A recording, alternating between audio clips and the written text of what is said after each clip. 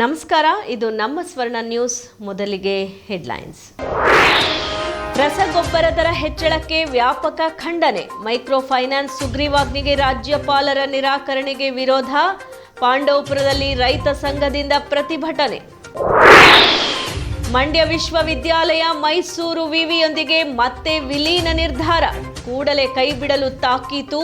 ತಪ್ಪಿದರೆ ಹೋರಾಟದ ಎಚ್ಚರಿಕೆ ನೀಡಿದ ಜಯಪ್ರಕಾಶ ಗೌಡ. ಮಳವಳ್ಳಿ ಬಳಿ ಕಾರ್ಮಿಕರನ್ನ ಕೊಂಡೊಯ್ಯುತ್ತಿದ್ದ ಟ್ರ್ಯಾಕ್ಟರ್ಗೆ ಲಾರಿ ಡಿಕ್ಕಿ. 5ಕ್ಕೂ ಹೆಚ್ಚು ಮಂದಿಗೆ ಗಂಭೀರ ಗಾಯ. ಚಾಲಕನ ನಿರ್ಲಕ್ಷ್ಯತೆಗೆ ಗ್ರಾಮಸ್ಥರ ಆಕ್ರೋಶ. ಜಿಲ್ಲಾಧಿಕಾರಿ ಡಾಕ್ಟರ್ ಕುಮಾರ ಕೆಆರ್ಪೇಟೆ ಪ್ರವಾಸ. ಕೆಆರ್ಪೇಟೆ ತಾಲೂಕು ಕಚೇರಿಗೆ ದಿಢೀರ್ ಭೇಟಿ. ಸಾರ್ವಜನಿಕರಿಂದ ಮನವಿ ಸ್ವೀಕಾರ. ನೆಲ, ಜಲ, ಭಾಷೆ ವಿಚಾರದಲ್ಲಿ ಕೇಂದ್ರ ಸರ್ಕಾರದಿಂದ ಅನ್ಯಾಯ. ಜನಪ್ರತಿನಿಧಿಗಳ ತಾತ್ಸಾರ ಧೋರಣೆಗೆ ಆಕ್ರೋಶ. ದೇವರಾಜ ಅರಸು ಹಿಂದುಳಿದ ವರ್ಗಗಳ ವೇದಿಕೆಯಿಂದ ಜಿಲ್ಲಾಡಳಿತಕ್ಕೆ ಮನವಿ. ಮದ್ದೂರು ಪತ್ರಕರ್ತರ ಸಂಘಕ್ಕೆ ಪದಾಧಿಕಾರಿಗಳ ಪದಗ್ರಹಣ. ಪತ್ರಕರ್ತರ ಸಂಘಕ್ಕೆ ನಿವೇಶನ ಹಾಗೂ ಕಟ್ಟಡ ನಿರ್ಮಾಣಕ್ಕೆ ಸಹಕಾರ. ಶಾಸಕ ಕೆಎಂ ಉದಯ್ ಅಭಯ. ರಸಗೊಬ್ಬರ ದರ ಹೆಚ್ಚಳ ಖಂಡನೆ ಹಾಗೂ ಮೈಕ್ರೋ ಫೈನಾನ್ಸ್ ಸುಗ್ರೀವಾಜ್ಞೆಗೆ ರಾಜ್ಯಪಾಲರ ಅನುಮತಿ ನಿರಾಕರಣೆ ಸೇರಿದಂತೆ ವಿವಿಧ ಬೇಡಿಕೆಗಳ ಈಡೇರಿಕೆಗೆ ಆಗ್ರಹಿಸಿ ರೈತ ಸಂಘದ ಕಾರ್ಯಕರ್ತರು ಪಾಂಡವಪುರ ಪಟ್ಟಣದ ಫೈಲೈಟ್ ಸರ್ಕಲ್ನಲ್ಲಿ ಪ್ರತಿಭಟನೆ ನಡೆಸಿದರು. ವಿವಿಧ ಬೇಡಿಕೆಗಳನ್ನು ಈಡೇರಿಸಬೇಕೆಂದು ಒತ್ತಾಯಿಸಿ ರೈತ ಸಂಘದ ಕಾರ್ಯಕರ್ತರು ಪಾಂಡವಪುರದಲ್ಲಿ ಪ್ರತಿಭಟನೆ ನಡೆಸಿದರು. ಪಾಂಡವಪುರ ಪಟ್ಟಣದ ಪೈಲಟ್ ಸರ್ಕಲ್ನಲ್ಲಿ ಜಮಾವಣೆಗೊಂಡ ರೈತ ಸಂಘದ ಕಾರ್ಯಕರ್ತರು ರಸಗೊಬ್ಬರ ದರವನ್ನು ಹೆಚ್ಚಿಸಿರುವ ರಾಜ್ಯ ಸರ್ಕಾರದ ನಡೆಯನ್ನು ಖಂಡಿಸಿದರು. ಆಗ್ರಹಿಸ್ತಾ ಇದ್ದೀವಿ. ಮತ್ತೆ ರಸಗೊಬ್ಬರಗಳಿಗೆ ಅವರೇನು ಸಬ್ಸಿಡಿಯನ್ನ ಕೊಡ್ತಾ ಇದ್ರೋ ಆ ಒಂದು ಸಬ್ಸಿಡಿ ಹಣವನ್ನ ಪ್ರತಿ ವರ್ಷ ಕಡಿಮೆ ಮಾಡ್ತಾ ಬರ್ತಾ ಇದ್ದಾರೆ. ಹಾಗಾಗಿ ರಸಗೊಬ್ಬರಗಳ ಬೆಲೆ ಏರಿಕೆ ಆಗಿದೆ. ರಸಗೊಬ್ಬರ ಬೆಳೆಗೆ ಗೊಬ್ಬರಗಳ ಒಂದು ಬೆಲೆ ಏರಿಕೆ ಆದಮೇಲೆ ರಸಗೊಬ್ಬರಗಳನ್ನ ಕೊಂಡ್ಕೊಳ್ಳೋದಕ್ಕೆ ನಾವು ಅಶಕ್ತರಾಗ್ತೀವಿ. ನಾವು ರಸಗೊಬ್ಬರನ ಬಳಕೆ ಮಾಡಲಿಲ್ಲ ಅಂತಂದ್ರೆ ಒಂದು ಕೃಷಿ ಉತ್ಪಾದನೆ ಕಡಿಮೆ ಆಗ್ತದೆ. ಆ ದೃಷ್ಟಿನಲ್ಲಿ ರೈತರು ಇನ್ನೂ ಕೂಡ ಸಾಲಗಾರರ ಹೋಗ್ತಾರೆ. ಹಾಗಾಗಿ ತಕ್ಷಣ ರಸಗೊಬ್ಬರಗಳ ಬೆಲೆ ಏನು ಏರಿಕೆ ಮಾಡಿದ್ದಾರೆ ಅದನ್ನ ಇಳಿಸಬೇಕು ಅಂತೇಳಿ ನಾವು ಒತ್ತಾಯ ಮಾಡ್ತಾ ಇದ್ದೀವಿ. ಇದರ ಜೊತೆಗೆ ಮೈಕ್ರೋ ಫೈನಾನ್ಸ್ಗೆ ಸುಗ್ರೀವಾಜ್ಞೆಗೆ ರಾಜ್ಯಪಾಲರ ಅನುಮತಿ ನಿರಾಕರಣೆ ಖಂಡಿಸಿರುವುದು ಸಾಧುವಲ್ಲ ಅಂತ ಪ್ರತಿಪಾದಿಸಿದರು. ಹಾಲಿನ ಪ್ರೋತ್ಸಾಹಧನ ಬಿಡುಗಡೆ ಮಾಡುವಂತೆ ಹಾಗೂ ಹಾಲಿನ ದರ ಹೆಚ್ಚಿಸುವಂತೆ ಒತ್ತಾಯಿಸಿದರು. ರಾಮನಗರ ಜಿಲ್ಲಾಧಿಕಾರಿ ಕಚೇರಿ ಮುಂದೆ ಯಾವುದೇ ಪ್ರತಿಭಟನೆಗಳು ನಡೆಯದಂತೆ 164 ಸೆಕ್ಷನ್ ಜಾರಿ ಮಾಡಿರುವ ರಾಮನಗರ ಜಿಲ್ಲಾಧಿಕಾರಿ ನಡೆಯನ್ನು ಕೂಡ ಪ್ರತಿಭಟನೆಯಲ್ಲಿ ಖಂಡಿಸಲಾಯಿತು. ನಮ್ಮ ರಾಜ್ಯ ಸರ್ಕಾರ ಅಮ್ಯೂಸ್ಮೆಂಟ್ ಪಾರ್ಕನ್ನು ಎಲ್ಲ ಪರಿಸರ ತಜ್ಞರು ಬೇಡ, ಅದರಿಂದ ತೊಂದರೆ ಆಗುತ್ತೆ ಅಂತ ಹೇಳಿದ್ರು ಆ ಅಮ್ಯೂಸ್ಮೆಂಟ್ ಪಾರ್ಕನ್ನು ಮಾಡಲು ಹೊರಟಿರುವ ರಾಜ್ಯ ಸರ್ಕಾರದ ನಡೆಯನ್ನು ಖಂಡಿಸಿ ಅದನ್ನೇ ರೈತರಿಗೆ ಹಾಲಿನ ದರನ ದೀಪಾವಳಿಯಲ್ಲಿ ಏರಿಸ್ತೀವಿ, ಅವಾಗ ಏರಿಸ್ತೀವಿ, ನಿಮ್ಗೆ ಸಿಹಿ ಕೊಡ್ತೀವಿ ಅಂತ ಇದುವರೆಗೂ ಏರಿಸದೇ ಇರತಕ್ಕಂಥ ರಾಜ್ಯ ಸರ್ಕಾರದ ನಡೆನ ವಿರೋಧಿಸಿ ಎಲ್ಲಕ್ಕಿಂತ ಹೆಚ್ಚಾಗಿ ರಾಮನಗರ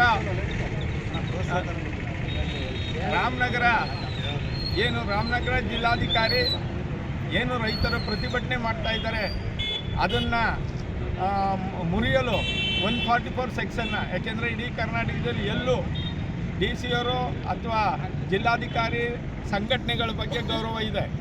ಆದರೆ ಅವರೊಬ್ಬ ಗೊತ್ತಿಲ್ವೋ, ರೈತರ ಬಗ್ಗೆ ತಿಳಿದಿಲ್ವೋ ಆ ಜಿಲ್ಲಾಧಿಕಾರಿಗೆ ವಿರೋಧನ ಮಾಡಿ ಇವತ್ತು ಈ ಚಳವಳಿನ ಮಾಡ್ತಾ ಇದ್ದೀವಿ.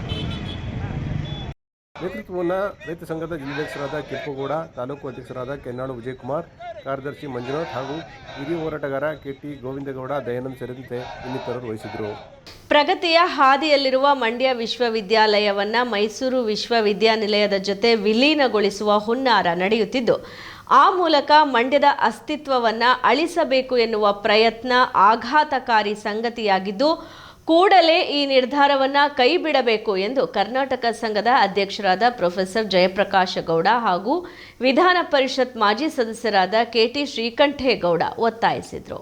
ಸುದ್ದಿಗಾರರೊಂದಿಗೆ ಮಾತನಾಡಿದ ಕರ್ನಾಟಕ ಸಂಘದ ಅಧ್ಯಕ್ಷರಾದ ಪ್ರೊಫೆಸರ್ ಜಯಪ್ರಕಾಶ ಗೌಡ, ಮಾಜಿ ವಿಧಾನ ಪರಿಷತ್ ಸದಸ್ಯರಾದ ಕೆಟಿ ಶ್ರೀಕಂಠೇಗೌಡ, ರೈತ ನಾಯಕಿ ಸುನಂದ ಜಯರಾಮ್ ಹಾಗೂ ಎಸ್ಪಿಟಿ ಸಂಸ್ಥೆಯ ಕಾರ್ಯದರ್ಶಿಗಳಾದ ಮೀರಾ ಶಿವಲಿಂಗಯ್ಯ ಅವರು ವಿಶ್ವವಿದ್ಯಾಲಯ ಧನಸಹಾಯ ಆಯೋಗದ ಅಭಿಪ್ರಾಯದಂತೆ ಜಿಲ್ಲೆಗೊಂದು ವಿಶ್ವವಿದ್ಯಾಲಯದ ಸ್ಥಾಪನೆ ಹಾಗೂ ಸ್ನಾತಕೋತ್ತರ ಪದವಿಯ ಪ್ರಗತಿಗಾಗಿ ಪ್ರತಿ ಜಿಲ್ಲೆಯಲ್ಲೂ ವಿಶ್ವವಿದ್ಯಾಲಯವನ್ನು ತೆರೆಯಬೇಕೆಂಬ ನೀತಿಗೆ ಅನುಸಾರವಾಗಿ ಮಂಡ್ಯ ಜಿಲ್ಲೆಯಲ್ಲೂ ಕಳೆದ 5 ವರ್ಷಗಳ ಹಿಂದೆ ಮಂಡ್ಯ ವಿಶ್ವವಿದ್ಯಾಲಯ ಸ್ಥಾಪನೆಯಾಗಿ ಈಗಾಗಲೇ ಓರ್ವ ಕುಲಪತಿಗಳು 4 ವರ್ಷದ ಅವಧಿಯನ್ನು ಮುಗಿಸಿ ಈಗ ಪ್ರಭಾರ ಕುಲಪತಿ ನೇತೃತ್ವದಲ್ಲಿ ಮುಂದುವರಿಯುತ್ತಿದೆ.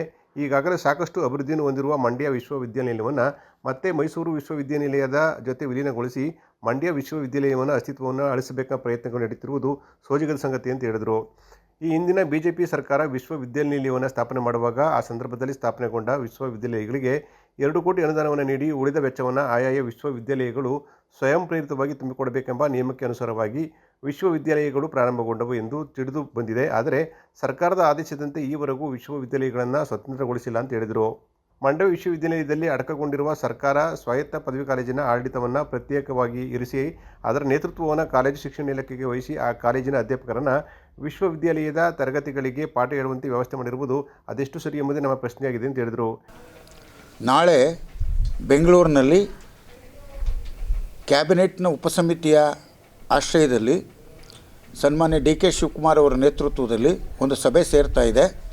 ಆ ಸಭೆಯಲ್ಲಿ ಮಂಡ್ಯ ವಿಶ್ವವಿದ್ಯಾಲಯವನ್ನು ವಿಲೀನಗೊಳಿಸ್ತಕ್ಕಂಥದ್ದು, ಈ ಮುಂಚೆ ಇದ್ದಂಥ ಮೈಸೂರು ವಿಶ್ವವಿದ್ಯಾಲಯದ ಜೊತೆಯಲ್ಲಿ ವಿಲೀನಗೊಳಿಸುವ ಒಂದು ಪ್ರಕ್ರಿಯೆಗೆ ಚರ್ಚೆ ನಡೀತಾ ಇದೆ ಅನ್ನುವಂಥ ವಿಷಯ ಇವತ್ತು ಬೆಳಗ್ಗೆ ನಮ್ಮ ಗಮನಕ್ಕೆ ಬಂತು. ನಾಳೆ ಒಂದು ಮೀಟಿಂಗ್ ನಡೀತಾ ಇದೆಯಂತೆ. ಡಿ.ಕೆ. ಶಿವಕುಮಾರ್ ಅವರ ನೇತೃತ್ವದಲ್ಲಿ ಒಂದು ಉಪಸಮಿತಿ ಈ ವಿಶ್ವವಿದ್ಯಾಲಯವನ್ನು ಮತ್ತೆ ಮೈಸೂರು ಯೂನಿವರ್ಸಿಟಿಗೆ ಮರ್ಜಿ ಮಾಡಬೇಕು ಅನ್ನುವಂಥದ್ದು. ಆದ್ದರಿಂದ ಒಂದು ಯೂನಿವರ್ಸಿಟಿಯನ್ನು ಕೊಟ್ಟ ಮೇಲೆ ನಮಗೆ ಮತ್ತೆ ಹಿಂದಕ್ಕೆ ತಗೊಳ್ತಕ್ಕಂಥದ್ದು ಸರಿಯಲ್ಲ ಅನ್ನುವಂಥದ್ದು ನಮ್ಮೆಲ್ಲರ ಭಾವನೆ. ಆದ್ದರಿಂದ ವಿಶ್ವವಿದ್ಯಾಲಯವನ್ನು ಉಳಿಸ್ಕೊಂಡು ಸಮಸ್ಯೆಗಳನ್ನು ಪರಿಹಾರದ ಕಡೆಗೆ ಯಾರ ಜೊತೆಯಲ್ಲಿ ಚರ್ಚೆ ಮಾಡಿದ್ದಾರೋ ಗೊತ್ತಿಲ್ಲ. ಸಮಸ್ಯೆಗಳಿದೆ ಅಂತಾರೆ. ನಾನು ಅನೇಕ ಸಂದರ್ಭದಲ್ಲಿ ನೀವು ಸಮಸ್ಯೆಗಳೇನು ಅನ್ನೋದನ್ನು ಸಾರ್ವಜನಿಕರು ಕರೆದು ಚರ್ಚೆ ಮಾಡಿ ನಿಜವಾಗಿಯೂ ಸಮಸ್ಯೆಗಳಿದ್ದರೆ ನೀವು ಮರ್ಜಿ ಮಾಡಿ ಅಂತನೋ ಮಾತುಗಳನ್ನು ಹೇಳ್ತಾ ಇದ್ದೀನಿ. ಆದರೂ ಅವರಷ್ಟಕ್ಕೆ ಅವರೇ ತೀರ್ಮಾನ ತಗೊಂಡು ಆ ಕೆಲಸ ಮಾಡ್ತಾ ಇದ್ದಾರೆ. ನಮ್ಮ ಜಿಲ್ಲೆಗೆ ಬರ್ಬೋದಾಗಿರ್ತಕ್ಕಂಥ ಕೆಲವರು ಹೇಳ್ತಾರೆ ಮೈಸೂರು ಯೂನಿವರ್ಸಿಟಿಯ ಹೋಗ್ಬಿಡ್ತದಂತೆ, ಅದರ ಪ್ರತಿಷ್ಠೆ ಹೋಗ್ಬಿಡುತ್ತಂತೆ, ಅದಕ್ಕೋಸ್ಕರ ಅಲ್ಲಿಗೆ ಮರ್ಜಿ ಮಾಡಬೇಕು ಅಂತ. ಹಾಗಾದರೆ ಮಂಡ್ಯಕ್ಕೆ ಯೂನಿವರ್ಸಿಟಿ ಬೇಡವೇ ಅನ್ನುವಂಥ ಪ್ರಶ್ನೆ. ಆ ವಿಚಾರದಲ್ಲಿ ಈಗ ನಾವೆಲ್ಲರೂ ಕೂಡ ಒಮ್ಮತಕ್ಕೆ ಬಂದು ಒಂದು ವೇಳೆ ಆ ರೀತಿ ತೀರ್ಮಾನ ಆಗದಾಗೆ ನಾವು ಮುಂಚಿತವಾಗಿ ಅವರಿಗೆ ನಮ್ಮ ಅಭಿಪ್ರಾಯಗಳನ್ನು ತಿಳಿಸೋಣ ಅಂಥೇಳಿ ತ್ವರಿತವಾಗಿ ನಾವು ನಮ್ಮ ಎಲ್ಲ ಸ್ನೇಹಿತರಿಗೂ ತಿಳಿಸಿ ಇವತ್ತು ಮೀಟಿಂಗ್ ಕರೆದಿರ್ತಕ್ಕಂಥದ್ದು, ಪತ್ರಿಕಾಗೋಷ್ಠಿಯನ್ನು. ಈ ಸಂಬಂಧವಾಗಿ ನಿಮ್ಮೆಲ್ಲರನ್ನು ಸ್ವಾಗತಿಸಿದ್ದೇನೆ. ಮತ್ತು ನಮ್ಮ ಸಾಧ್ಯವಾದಷ್ಟು ಮುಖ್ಯವಾಗಿರ್ತಕ್ಕಂಥವ್ರಿಗೆಲ್ಲ ನಾನು ಫೋನ್ ಮಾಡಿ ಈ ವಿಚಾರ ನಮ್ಮ ಕಾಲೇಜ್ಗಳೆಲ್ಲ ಕೂಡ ಮಂಡ್ಯ ಯೂನಿವರ್ಸಿಟಿ ಕೆಳಗಡೆ ಬಂದಮೇಲೆ ನಮಗೆ ನಿಜಕ್ಕೂ ಎಲ್ಲ ಕೆಲಸ ಕಾರ್ಯಗಳು ಸುಸೂತ್ರವಾಗಿ ನಡೀತಾ ಇದೆ. ಮತ್ತು ಕಾಲೇಜುಗಳಿಂದ ಏನು ಹಣ ಹೋಗ್ತಾ ಇದೆ ಅದು ಮಂಡ್ಯ ಯೂನಿವರ್ಸಿಟಿಗೆ ಹೋದಾಗ ನಮಗೊಂದು ಸಂತೋಷ ಆಗುತ್ತೆ. ಮಂಡ್ಯಕ್ಕೆ ಹೋಗ್ತಿದೆ, ಮಂಡ್ಯದ ಹುಡುಗರಿಗೆ ತಲುಪ್ತಾ ಇದೆ ಅಂತ ಹೇಳಿ. ಏಕೆಂದರೆ ಪದವಿ ಕಾಲೇಜುಗಳಲ್ಲಿ ಪರ್ ಸ್ಟೂಡೆಂಟು ಸುಮಾರು ದುಡ್ಡು ಕಟ್ತೀವಿ ನಾವು ಕಾಲೇಜಿಗೆ, ಯೂನಿವರ್ಸಿಟಿಗೆ. ಅದು ಒಂದು. ಮತ್ತು ಯೂನಿವರ್ಸಿಟಿಯಿಂದ ಪ್ರೊಫೆಸರ್ಗಳನ್ನ ಕರೆದು ನಮ್ಮ ಸ್ಟೂಡೆಂಟ್ಸ್ಗಳಿಗೆ ಒಂದು ಮಾರ್ಗದರ್ಶನ ಕೊಡೋದಕ್ಕೆ ಇದು ತುಂಬ ಸಹಾಯಕವಾಗಿದೆ. ಹಾಗಾಗಿ ಮಂಡ್ಯ ಯೂನಿವರ್ಸಿಟಿನ ಮುಚ್ಚಬಾರ್ದು, ಅದನ್ನು ಮುಂದಕ್ಕೆ ನಡೆಸ್ಕೊಂಡು ಹೋಗಬೇಕು ಅಂತ ಹೇಳಿ ನಾನು ಆಗ್ರಹಿಸ್ತೇನೆ. ಇಡೀ ಆವರಣ 2 ಆಡಳಿತದಲ್ಲಿ ನಡೆಯುತ್ತಿರುವುದು ಸೋಜಿಗದ ಸಂಗತಿಯಾಗಿದ್ದು, ವಿಶ್ವವಿದ್ಯಾಲಯದ ಕುಲಪತಿ ವಿಶ್ವವಿದ್ಯಾಲಯದ ಆಡಳಿತವನ್ನು ನಡೆಸುತ್ತಿದ್ದರೆ ಅಲ್ಲಿನ ಬೋಧಕ ಸಿಬ್ಬಂದಿ ಪ್ರಿನ್ಸಿಪಾಲರ ಅಧೀನದಲ್ಲಿರುವುದು ಆಡಳಿತದಲ್ಲಿ ಗೊಂದಲ ಉಂಟು ಮಾಡಿದೆ ಅಂತ ಹೇಳಿದರು. ಈ ಮಧ್ಯೆ ಕಾಲೇಜು ಶಿಕ್ಷಣ ಇಲಾಖೆ ವ್ಯಾಪ್ತಿಯಿಂದ ಅಲ್ಲಿಯ ಸ್ನಾತಕ ಕಾಲೇಜನ್ನು ಬಿಡುಗಡೆಗೊಳಿಸಿ ವಿಶ್ವವಿದ್ಯಾಲಯಕ್ಕೆ ಅದನ್ನು ಹಸ್ತಾಂತರಿಸಿ ಪ್ರತ್ಯೇಕವಾದ ಬೋಧನಾ ವ್ಯವಸ್ಥೆಯನ್ನು ಮಾಡಿಕೊಳ್ಳಲು ವಿಶ್ವವಿದ್ಯಾಲಯದ ಕುಲಪತಿಗಳಿಗೆ ಅವಕಾಶ ನೀಡಿಲ್ಲವೆಂದು ತಿಳಿದುಬಂದಿದೆ. ಇದರಿಂದ ವಿಶ್ವವಿದ್ಯಾನಿಲಯ ಆಡಳಿತದಲ್ಲಿ ಗೊಂದಲ ಉಂಟಾಗಿದೆ. ವಿಶ್ವವಿದ್ಯಾನಿಲಯವನ್ನು ಸ್ಥಾಪನೆ ಮಾಡಿದ ಮೇಲೆ ಅದರ ಆಗುಹೋಗುಗಳನ್ನು ಕುರಿತು ಚರ್ಚಿಸಿ ಸೂಕ್ತ ತೀರ್ಮಾನ ತೆಗೆದುಕೊಳ್ಳುವುದು ಸರ್ಕಾರದ ಕರ್ತವ್ಯವಾಗಿದೆ. 5 ವರ್ಷಗಳು ಕಳೆದ ಮೇಲೆ ಸಮಸ್ಯೆಗಳೇನೆಂಬುದನ್ನು ಸಾರ್ವಜನಿಕರ ಗಮನಕ್ಕೆ ತರದೆ ಏಕಾಏಕಿ ವಿಶ್ವವಿದ್ಯಾನಿಲಯವನ್ನೇ ವಿಲೀನಗೊಳಿಸುವ ಪ್ರಕ್ರಿಯೆಗೆ ಮುಂದಾಗಿರುವುದು ನೆಗಡಿ ಬಂದರೆ ಮೂಗನೆ ಕುಯ್ದ ಹಾಗೆ ಎಂಬ ಮಾತಿಗೆ ಪೂರಕವಾಗಿದೆ ಅಂತ ಹೇಳಿದರು. ಒಂದು ಪೂರ್ಣ ಪ್ರಮಾಣದ ವಿಶ್ವವಿದ್ಯಾಲಯವಾಗಿ ಮಂಡ್ಯ ವಿಶ್ವವಿದ್ಯಾಲಯ ಇವತ್ತು ವಿಸ್ತಾರ ಆಗ್ತಾ ಇದೆ, ಬೆಳವಣಿಗೆಯಲ್ಲಿ ದಾಪು ಹೆಜ್ಜೆಗಳನ್ನು ಇಡ್ತಾ ಇದೆ. ನಾನು ಹಾಸನದವ್ರಿಗೆ ಫೋನ್ ಮಾಡಿದ್ರೆ, ಚಾಮರಾಜದವ್ರಿಗೆ ಫೋನ್ ಮಾಡಿದ್ರೆ, ಸರ್ ನಿಮ್ಮ ಮಂಡ್ಯ ಯೂನಿವರ್ಸಿಟಿ ಪ್ರೋಗ್ರೆಸ್ಸಲ್ಲಿ ಚೆನ್ನಾಗಿದೆ ಸರ್ ಅನ್ನುವಂಥ ಮಾತುಗಳನ್ನು ಆಡ್ತಾ ಇದ್ದಾರೆ. ಈಗಿರುವಾಗ ಮತ್ತೆ ಈ ವಿಶ್ವವಿದ್ಯಾಲಯವನ್ನು ಮುಚ್ಚುವ ಪ್ರಶ್ನೆ ಯಾಕೆ? ಈ ಎಲ್ಲ ವಿಷಯಗಳನ್ನು ಕೂಲಂಕುಷವಾಗಿ ಚರ್ಚಿಸಿ ಜಿಲ್ಲೆಯ ನಾಗರಿಕರ ಜೊತೆಯೂ ಸಂವಾದಿಸಿ ಅಂತಿಮ ತೀರ್ಮಾನ ತೆಗೆದುಕೊಳ್ಳಬೇಕು. ಇಲ್ಲದಿದ್ದರೆ ಸಾರ್ವಜನಿಕರ ಒಡಗೂಡಿ ವಿಶ್ವವಿದ್ಯಾಲಯದ ಅಸ್ತಿತ್ವವನ್ನು ಕಾಪಾಡಿಕೊಳ್ಳುವ ಸಲುವಾಗಿ ಹೋರಾಟದ ಹಾದಿಯನ್ನು ಹಿಡಿಯಬೇಕಾಗುತ್ತದೆ ಅಂತ ಅವರು ಎಚ್ಚರಿಸಿದರು. ವಿಶ್ವವಿದ್ಯಾನಿಲಯ ಆ ವಿಷಯವನ್ನು ಪರಾಮರ್ಶಿಸುವ ಆಲೋಚನೆ ಯಾಕೆ ಬಂತು ಅಂತ, ಅದಕ್ಕೆ ಕಾರಣ ಏನು? ಪರಾಮರ್ಶೆ ಮಾಡುವ ಸಂದರ್ಭ ಇದಾಗಿದೆಯಾ? ಒಂದು ವಿಶ್ವವಿದ್ಯಾನಿಲಯವನ್ನು ಒಂದು ಜಿಲ್ಲೆಗೆ ನಿರ್ಮಾಣ ಮಾಡುವ ಅಥವಾ ಕೊಡುಗೆಯಾಗಿ ಕೊಡುವ ಸಂದರ್ಭದಲ್ಲಿ ಬರೀ ಕಟ್ಟಡ ನಿರ್ಮಾಣ ಅಷ್ಟೇ ಅಲ್ಲದೆ ಈಗಾಗಲೇ ಇಬ್ಬರು ವಿವರಿಸಿದಂಥ ಸಂಪೂರ್ಣ ಮಾಹಿತಿಯನ್ನು ಒಳಗೊಂಡಂತೆ ವಿದ್ಯಾರ್ಥಿಗಳ ಭೌತಿಕ ಮಟ್ಟ ಉನ್ನತ ಮಟ್ಟಕ್ಕೆ ಶಿಕ್ಷಣವನ್ನು ತಗೊಂಡೋಗುವ ನಿಟ್ಟಿನಲ್ಲಿ ವಿಶ್ವವಿದ್ಯಾನಿಲಯಗಳು ಸ್ಥಾಪಿತ ಆಗ್ತವೆ ಎನ್ನುವಂಥದ್ದು ನಮಗೆ ತಿಳಿದಿರುವ ವಿಚಾರ. ಸಾಮಾನ್ಯ ಜ್ಞಾನದಲ್ಲಿ ಒಂದು ಸರ್ಕಾರ, ರಾಜ್ಯ ಆಳುವ ಒಡೆಯರು, ರಾಜರು ಇವರು ಪ್ರತಿಯೊಂದನ್ನು ಮಾಡಿದ ನಂತರ ಕೆಡಗೋದು, ಮಾಡಿದ ನಂತರ ಪುನರ್ ಪರಿಶೀಲನೆ ಅನ್ನೋದು, ಮಾಡಿರೋದಕ್ಕೆ ಇನ್ನೊಂದಷ್ಟು ಮಾಡ್ತೀನಿ ಅಂತ ಹೇಳೋದು. ಏನು ಮಾಡ್ತಾ ಇದ್ದಾರೆ ಇವರು? ಏನು ಯೋಚನೆ ಮಾಡ್ತಾ ಇದ್ದಾರೆ ಕರ್ನಾಟಕ ಸರ್ಕಾರ? ಗೋಷ್ಠಿಯಲ್ಲಿ S P Shankaregowda, Karasavadi Mahadevu, K Borayya, Madegowda, Anil Kumar, Kannada Sene Manjunath, Ramalingayya, Negilayogi Ramesh, KT Hanumanthu ಹಾಗೂ ಅನೇಕ ಸಂಘಟನೆಗಳ ಮುಖಂಡರು ಪಾಲ್ಗೊಂಡಿದ್ದರು. ಕಾರ್ಮಿಕರನ್ನ ಕರೆದೊಯ್ಯುತ್ತಿದ್ದ ಟ್ರ್ಯಾಕ್ಟರ್ಗೆ ಲಾರಿ ಡಿಕ್ಕಿ ಹೊಡೆದ ಪರಿಣಾಮ 5ಕ್ಕೂ ಹೆಚ್ಚು ಮಂದಿ ಗಂಭೀರ ರೀತಿಯಲ್ಲಿ ಗಾಯಗೊಂಡಿರುವ ಘಟನೆ ಮಳವಳ್ಳಿ ತಾಲೂಕಿನ ಪಂಡಿತಹಳ್ಳಿ ಗ್ರಾಮದ ಬಳಿ ಜರುಗಿದೆ. ಕಾರ್ಮಿಕರನ್ನ ಕರೆದೊಯ್ಯುತ್ತಿದ್ದ ಟ್ರ್ಯಾಕ್ಟರ್ಗೆ ಲಾರಿ ಡಿಕ್ಕಿ ಹೊಡೆದ ಪರಿಣಾಮವಾಗಿ 5ಕ್ಕೂ ಹೆಚ್ಚು ಮಂದಿ ತೀವ್ರವಾಗಿ ಗಾಯಗೊಂಡ ಘಟನೆ ಮಳವಳ್ಳಿ ತಾಲೂಕಿನ ಪಂಡಿತಹಳ್ಳಿ ಗ್ರಾಮದ ಬಳಿ ಜರುಗಿದೆ. ಬುಧವಾರ ಬೆಳಗ್ಗೆ 11:30 ಸಮಯದಲ್ಲಿ ಈ ಘಟನೆ ಜರುಗಿದ್ದು, ಉತ್ತರ ಕರ್ನಾಟಕ ಮೂಲದ ಕಬ್ಬು ಕಡಿಯುವ ಕಾರ್ಮಿಕರನ್ನ ಮಳವಳ್ಳಿಯಿಂದ ಕೊಳ್ಳೇಗಾಲ ಕಡೆಗೆ ಕರೆದೊಯ್ಯುತ್ತಿದ್ದ ಟ್ರ್ಯಾಕ್ಟರ್ಗೆ ಹಿಂದಿನಿಂದ ಭತ್ತ ತುಂಬಿಕೊಂಡು ಬರುತ್ತಿದ್ದ ಲಾರಿ ಡಿಕ್ಕಿ ಹೊಡೆಯಿತು ಎನ್ನಲಾಗಿದೆ. ಅಪಘಾತದಲ್ಲಿ 5ಕ್ಕೂ ಹೆಚ್ಚು ಮಂದಿ ಕಾರ್ಮಿಕರು ಗಾಯಗೊಂಡಿದ್ದು, ಇದರಲ್ಲಿ ಮಹಿಳೆಯರು ಸೇರಿದ್ದಾರೆ. ಗಾಯಾಳುಗಳನ್ನು ಪಟ್ಟಣದ ಸಾರ್ವಜನಿಕ ಆಸ್ಪತ್ರೆಗೆ ಸಾಗಿಸಿ ಚಿಕಿತ್ಸೆ ಕೊಡಿಸಲಾಗಿದೆ. ತನ್ನ ನಿರ್ಲಕ್ಷ್ಯತೆಯಿಂದ ಅಪಘಾತವೆಸಗಿದ್ದ ಲಾರಿ ಚಾಲಕನ ವಿರುದ್ಧ ಹರಿಯಾಯದ ಗ್ರಾಮಸ್ಥರು ಆತನನ್ನು ತರಾಟೆಗೆ ತೆಗೆದುಕೊಳ್ಳುತ್ತಿದ್ದಂತೆ ಕೂಡಲೇ ಮಧ್ಯೆ ಪ್ರವೇಶಿಸಿದ ಗ್ರಾಮಾಂತರ ಪೊಲೀಸರು ಜನರನ್ನು ಸಮಾಧಾನಪಡಿಸಿ ಲಾರಿ ಚಾಲಕನನ್ನು ವಶಕ್ಕೆ ಪಡೆದಿದ್ದಾರೆ. ಮಂಡ್ಯ ಜಿಲ್ಲಾಧಿಕಾರಿ ಡಾಕ್ಟರ್ ಕುಮಾರ ಅವರು ಮಂಡ್ಯ ಜಿಲ್ಲೆಯ ಕೆಆರ್ಪೇಟೆ ತಾಲೂಕು ಕಚೇರಿಗೆ ಭೇಟಿ ನೀಡಿ ಸಾರ್ವಜನಿಕರಿಂದ ದೂರು ಸ್ವೀಕರಿಸಿದರು. ತರುವಾಯ ಕೆಆರ್ಪೇಟೆ ತಾಲೂಕಿನ ಅಂಬಿಗರಹಳ್ಳಿ ಹಾಗೂ ಕಟ್ಟಹಳ್ಳಿ ಗ್ರಾಮಕ್ಕೂ ಭೇಟಿ ನೀಡಿ ಸಾರ್ವಜನಿಕರಿಂದ ಮನವಿಯನ್ನು ಸ್ವೀಕರಿಸಿದರು. ಮಂಡ್ಯ ಜಿಲ್ಲಾಧಿಕಾರಿ ಡಾಕ್ಟರ್ ಕುಮಾರ ಅವರು ಮಂಡ್ಯ ಜಿಲ್ಲೆಯ ಕೇರ್ಪೇಟೆ ತಾಲೂಕಿನ ಕಚೇರಿಗೆ ಭೇಟಿ ನೀಡಿ ಸಾರ್ವಜನಿಕರಿಂದ ದೂರು ಸ್ವೀಕರಿಸಿದರು. ದೂರುಗಳನ್ನು ಪರಿಶೀಲಿಸಿ ಕ್ರಮಬದ್ಧವಾಗಿ ಪರಿಹರಿಸುವಂತೆ ತಹಶೀಲ್ದಾರ್ ಹಾಗೂ ಸಿಬ್ಬಂದಿಗಳಿಗೆ ಸ್ಥಳದಲ್ಲೇ ಸೂಚನೆ ನೀಡಿದರು. ನಂತರ ಕೇರ್ಪೇಟೆ ತಾಲೂಕಿನ ಅಂಬಿಗರಹಳ್ಳಿ ಹಾಗೂ ಕಟ್ಟಹಳ್ಳಿ ಗ್ರಾಮಕ್ಕೂ ಕೂಡ ಜಿಲ್ಲಾಧಿಕಾರಿಗಳು ಭೇಟಿ ನೀಡಿ ಸಾರ್ವಜನಿಕರಿಂದ ಅಹವಾಲು ಸ್ವೀಕರಿಸಿದರು. ತರುವಾಯ ಮುಷ್ಕರನಿರತ ಗ್ರಾಮ ಲೆಕ್ಕಾಧಿಕಾರಿಗಳಿಂದ ಮನವಿ ಸ್ವೀಕರಿಸಿದರು. ನೆಲ, ಜಲ, ಭಾಷೆ ವಿಚಾರದಲ್ಲಿ ಕೇಂದ್ರ ಸರ್ಕಾರದಿಂದ ಅನ್ಯಾಯವಾಗ್ತಾ ಇದೆ ಎಂದು ಆಪಾದಿಸಿ ಡಿ ದೇವರಾಜು ಅರಸು ಹಿಂದುಳಿದ ವರ್ಗಗಳ ವೇದಿಕೆಯ ನೇತೃತ್ವದಲ್ಲಿ ಮಂಡ್ಯದಲ್ಲಿ ಪ್ರತಿಭಟನೆ ನಡೆಸಿ ಜಿಲ್ಲಾಡಳಿತಕ್ಕೆ ಮನವಿಯನ್ನು ಸಲ್ಲಿಸಲಾಯಿತು. ನೆಲ, ಜಲ, ಭಾಷೆ, ಸಂಸ್ಕೃತಿ ವಿಚಾರದಲ್ಲಿ ಕರ್ನಾಟಕ ರಾಜ್ಯಕ್ಕೆ ನಿರಂತರ ಅನ್ಯಾಯವಾಗುತ್ತಿದ್ದು, ಕಳೆದ 1 ದಶಕದಿಂದ ಬಿಜೆಪಿ ನೇತೃತ್ವದ ಸರ್ಕಾರ ದೇಶದಲ್ಲಿ ಅಸ್ತಿತ್ವಕ್ಕೆ ಬಂದ ನಂತರ ರಾಜ್ಯಕ್ಕೆ ನಿರಂತರ ಅನ್ಯಾಯವಾಗುತ್ತಿದೆ ಅಂತ ಆರೋಪಿಸಿ ಡಿ ದೇವರಾಜ ಅರಸು ಹಿಂದುಳಿದ ವರ್ಗಗಳ ವೇದಿಕೆಯ ನೇತೃತ್ವದಲ್ಲಿ ಅಧ್ಯಕ್ಷರಾದ ತಗಳ್ಳಿ ಸಂದೇಶ್ ನೇತೃತ್ವದಲ್ಲಿ ಪ್ರತಿಭಟನೆ ನಡೆಸಲಾಯಿತು. ಮಂಡ್ಯ ನಗರದ ಸರ್ ಎಂ ವಿಶ್ವೇಶ್ವರಯ್ಯ ಪ್ರತಿಮೆ ಬಳಿಯಿಂದ ಮೆರವಣಿಗೆ ಹೊರಟ ಕಾರ್ಯಕರ್ತರು ಕರ್ನಾಟಕಕ್ಕೆ ನ್ಯಾಯ ಕೊಡಿ ಅಂತ ಆಗ್ರಹಿಸಿ ಜಿಲ್ಲಾಧಿಕಾರಿಗಳ ಕಚೇರಿಗೆ ತೆರಳಿ ಜಿಲ್ಲಾಧಿಕಾರಿಗಳ ಮೂಲಕ ರಾಷ್ಟ್ರಪತಿಗಳಿಗೆ ಮನವಿ ಪತ್ರ ಸಲ್ಲಿಸಿದರು. ಕರ್ನಾಟಕದಿಂದ ಬಿಜೆಪಿ ಜೆಡಿಎಸ್ ಮೈತ್ರಿಕೂಟದ ಸಂಸದರು ಹೆಚ್ಚಿನ ಸಂಖ್ಯೆಯಲ್ಲಿ ಆಯ್ಕೆಯಾಗಿದ್ದರೂ ಅನುದಾನ, ಅಧಿಕಾರ, ಅಭಿವೃದ್ಧಿ ಮತ್ತು ಆದ್ಯತೆ ವಿಚಾರದಲ್ಲಿ ಕರ್ನಾಟಕಕ್ಕೆ ದ್ರೋಹ ಆಗುತ್ತಿರುವುದು ದುರಂತವಾಗಿದ್ದು, ಒಕ್ಕೂಟ ವ್ಯವಸ್ಥೆಗೆ ಕಳಂಕ ತರುವ ಕೃತ್ಯವಾಗಿದೆ ಅಂತ ಆಕ್ರೋಶ ವ್ಯಕ್ತಪಡಿಸಿದರು. ದೇಶದಲ್ಲಿಯೇ ಕರ್ನಾಟಕ ತೆರಿಗೆ ಸಂಗ್ರಹದಲ್ಲಿ ದ್ವಿತೀಯ ಸ್ಥಾನದಲ್ಲಿದೆ. ಆದರೆ ಕೇಂದ್ರದಿಂದ ತೆರಿಗೆ ಪಾಲು ಕೊಡುವಾಗ ಕೊನೆಯ ಸ್ಥಾನದಲ್ಲಿ ನಿಲ್ಲಿಸಿ ವಂಚನೆ ಮಾಡಲಾಗುತ್ತಿದೆ. 2024ರ ತೆರಿಗೆ ಹಂಚಿಕೆಯಲ್ಲಿ ಉತ್ತರ ಪ್ರದೇಶ ಹಾಗೂ ಇತರೆ ರಾಜ್ಯಗಳಿಗೆ ಹೆಚ್ಚಿನ ಹಣ ಕೊಟ್ಟಿದ್ದಾರೆ. ಕರ್ನಾಟಕಕ್ಕೆ ಕಡಿಮೆ ಹಣ ನೀಡಲಾಗಿದೆ. ತೆರಿಗೆ ಶೋಷಣೆ ನಡೆಯುತ್ತಿದ್ದರೂ ರಾಜ್ಯದ ಸಂಸದರು ಮೌನಕ್ಕೆ ಶರಣಾಗಿದ್ದಾರೆ ಅಂತ ದೂರಿದರು. ಮೊಳಗಿಸೋದ್ರ ಮೂಲಕ ಈ ಹೋರಾಟ ಶುರು ಮಾಡಿದ್ದೇವೆ. ಅರ್ಥಾತ್ ಈ ಕಹಳೆಯ ಸದ್ದು ಇಡೀ ನಾಡಿನ ಉದ್ದಗಲಕ್ಕೂ ಸದ್ದು ಮಾಡಬೇಕು, ಕನ್ನಡಿಗರನ್ನ ಎಚ್ಚರಿಸಬೇಕು, ಕನ್ನಡಿಗರನ್ನ ಜಾಗೃತಿಗೊಳಿಸಬೇಕು, ಕನ್ನಡಿಗರಿಗೆ ಆಗ್ತಾ ಇರತಕ್ಕಂಥ ದ್ರೋಹವನ್ನ ಮನಗಾಣಬೇಕು ಅನ್ನುವಂಥ ಉದ್ದೇಶದಿಂದ ದೇವರಾಜ ಅರಸು ಹಿಂದುಳಿದ ವರ್ಗಗಳ ವೇದಿಕೆ ಈ ಹೋರಾಟವನ್ನ ಆರಂಭ ಮಾಡಿದೆ. ಇವತ್ತು ಕರ್ನಾಟಕದ ನೆಲ, ಜಲ, ಭಾಷೆ, ಸಂಸ್ಕೃತಿ ವಿಚಾರದಲ್ಲಿ ಕರ್ನಾಟಕಕ್ಕೆ 106 ವರ್ಷಗಳಿಂದ 16 ವರ್ಷಗಳಿಂದ ಅನ್ಯಾಯ ಆಗ್ತಲೇ ಇದೆ. ಆದರೆ ಕಳೆದ 10.5 ವರ್ಷದಿಂದ ಆಗಿರುವಷ್ಟು ಅನ್ಯಾಯ ಸುಮಾರು 100 ವರ್ಷಗಳಿಗಾಗುವಷ್ಟು ಸಮಾನವಾದಂಥ ಅನ್ಯಾಯವನ್ನ ಈಗಿರ್ತಕ್ಕಂಥ ಕೇಂದ್ರ ಸರ್ಕಾರ ಮಾಡಿದೆ. ಸೊ ಇದನ್ನ ನಾವು ಎಲ್ಲರೂ ಒಕ್ಕೊರಲಿಂದ ಖಂಡಿಸಬೇಕಾಗಿದೆ. ಇವತ್ತು ತೆರಿಗೆ ಕಟ್ಟುವಂಥ ವಿಚಾರದಲ್ಲಿ ಇಡೀ ದೇಶದಲ್ಲೇ ಕರ್ನಾಟಕ ನಂಬರ್ 2. ಆದರೆ ನಾವು ನಮ್ಮ ತೆರಿಗೆ ಪಾಲನ್ನ ಪಡ್ಕೊಳ್ಳುವಂಥ ವಿಚಾರದಲ್ಲಿ ಕರ್ನಾಟಕ ಕಡೆ ಸ್ಥಾನದಲ್ಲಿದೆ. ಕೇಂದ್ರ ಸರ್ಕಾರ ಕರ್ನಾಟಕವನ್ನ ಅಭಿವೃದ್ಧಿಪಡಿಸುವ ವಿಚಾರದಲ್ಲಿ ಸಂಪೂರ್ಣವಾಗಿ ಕರ್ನಾಟಕಕ್ಕೆ ಅನ್ಯಾಯ ಮಾಡ್ತಾ ಇರೋದ್ರಿಂದ ನಾವು ಎಚ್ಚೆತ್ತುಕೋಬೇಕಾಗಿದೆ. ರಾಜ್ಯ ಸರ್ಕಾರದ ವಿರುದ್ಧ ಜಿದ್ದಿಗೆ ಬಿದ್ದಂತೆ ದೆಹಲಿ ದೊರೆಗಳ ನಿರ್ದೇಶನದಲ್ಲಿ ನಡೆದುಕೊಂಡಂತೆ ಕಂಡುಬರುತ್ತಿರುವ ರಾಜ್ಯಪಾಲರು ಮೈಕ್ರೋ ಫೈನಾನ್ಸ್ ವಿರುದ್ಧದ ಸುಗ್ರೀವಾಜ್ಞೆಗೆ ಸಹಿ ಹಾಕದಿರುವುದು ಒಂದೆಡೆಯಾದರೆ ಜಾರಿ ನಿರ್ದೇಶನಾಲಯದ ದಾಳಿಗಳು ರಾಜಕೀಯ ಪ್ರೇರಣೆಯಿಂದ ಕೂಡಿವೆ. ಅದೇ ರೀತಿ ಹಿಂದಿ ಏರಿಕೆ ನೆಲದ ಭಾಷೆಯ ದನಿಯನ್ನು ಅಡಗಿಸುತ್ತಿದ್ದಾರೆ ಅಂತ ಆಪಾದಿಸಿದರು. ಪ್ರತಿಭಟನೆಯಲ್ಲಿ ಎಂ ಕೃಷ್ಣ, ದೊಡ್ಡಯ್ಯ, ಸಿದ್ದಶೆಟ್ಟಿ, ವೀಣಾಶಂಕರ್, ಕಾಂತರಾಜು, ಮರಿಯಪ್ಪ, ಬೋರಪ್ಪ, ಜಯರಾಮು ಹಾಗೂ ನರಸಿಂಹಮೂರ್ತಿ ಸೇರಿದಂತೆ ಅನೇಕರು ಪಾಲ್ಗೊಂಡಿದ್ದರು. ಮದ್ದೂರು ತಾಲೂಕು ಕಾರ್ಯನಿರತ ಪತ್ರಕರ್ತರ ಸಂಘದ ನಿವೇಶನ ಹಾಗೂ ಕಟ್ಟಡ ನಿರ್ಮಾಣಕ್ಕೆ ಅಗತ್ಯ ಸಹಕಾರ ನೀಡುವುದಾಗಿ ಕ್ಷೇತ್ರದ ಶಾಸಕರಾದ ಕೆಎಂ ಉದಯ್ ಭರವಸೆ ನೀಡಿದರು. ಮದ್ದೂರು ಪಟ್ಟಣದ ವೆಂಕಟೇಶ್ವರ ನಡೆದ ಮದ್ದೂರು ತಾಲೂಕು ಕಾರ್ಯನಿರತ ಪದಾಧಿಕಾರಿಗಳ ಪದಗ್ರಹಣ ಕಾರ್ಯಕ್ರಮವನ್ನು ಶಾಸಕ ಕೆಎಂ ಉದ್ಘಾಟಿಸಿದರು. ನಂತರ ಮಾತನಾಡಿದ ಅವರು, ಸಂಘಕ್ಕೆ ನಿವೇಶನವನ್ನು ಈಗಾಗಲೇ ಗುರುತಿಸಲಾಗಿದ್ದು, ವಿಧಾನ ಪರಿಷತ್ ಸದಸ್ಯರಾದ ದಿನೇಶ್ ಗೂಳಿಗೌಡರವರು 10 ಲಕ್ಷ ರೂಪಾಯಿ ಅನುದಾನವನ್ನು ನೀಡುವುದಾಗಿ ಭರವಸೆ ನೀಡಿದ್ದಾರೆ.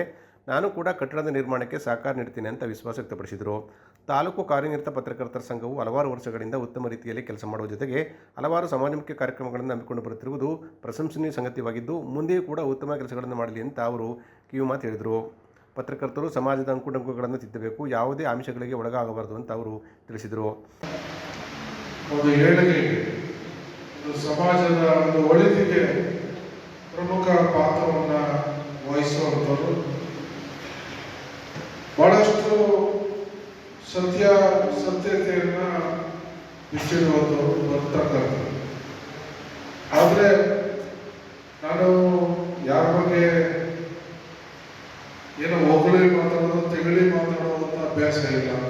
ನಾನು ನೇರವಾಗಿ ಮಾತಾಡೋದು. ಯಾರ ಏನಾದರೂ ನನ್ನನ್ನು ನಿಮಗೆ ತಪ್ಪುಗಳು ಕಂಡ್ರೆ ಯಾರು ಬೇಕಾದ್ರೂ ನನಗೆ ತಿಳುವಳಿಕೆಯನ್ನು ನೀವು ಕೊಡ್ಬೋದು.